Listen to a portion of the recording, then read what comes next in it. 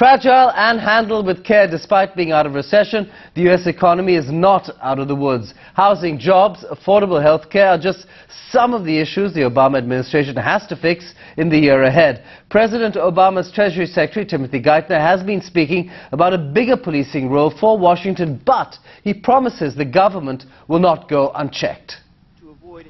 U.S. Treasury Secretary Tim Geithner says the economy is fragile and needs to be handled with care. Speaking in Chicago yesterday, Obama's right-hand man when it comes to fixing and regulating the U.S. financial system said the United States can't borrow and spend its way to health and pledged every effort to encourage an investment-led recovery. Geithner, however, insisted the federal government had to have a greater role in policing corporate America to avoid companies going bust. The government has to have the ability to resolve failing major financial institutions in an orderly manner with losses absorbed not by taxpayers but by equity holders and by unsecured creditors.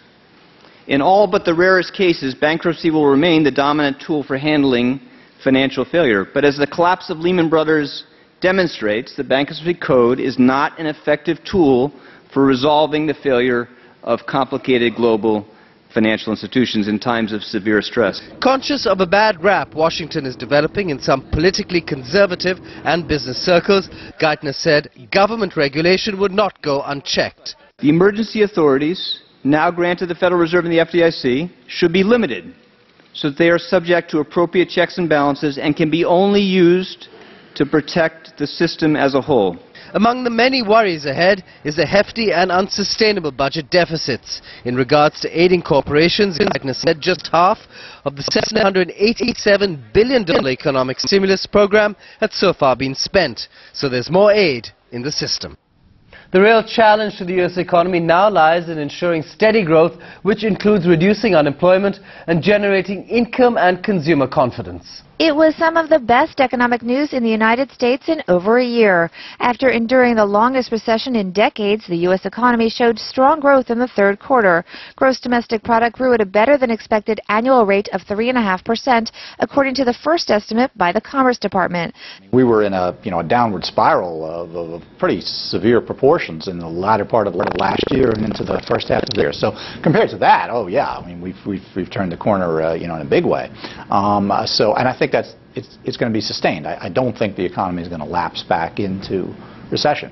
But not everyone is ready to break out the champagne. University of Maryland professor Carmen Reinhart is the author of This Time is Different, 8 Centuries of Financial Folly. We have not yet turned the corner to sustainable recovery. It would be premature to call it a victory at this stage.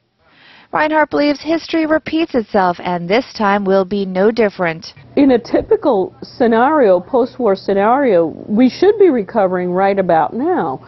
But let me also highlight that in a typical scenario, we would still be a couple of years away from regaining all the ground that we've lost. That loss includes millions of jobs and the income and consumer confidence that goes with them. Until they start to return, analysts say the outlook will remain partly cloudy. Bobby Rebell, Reuters, New York.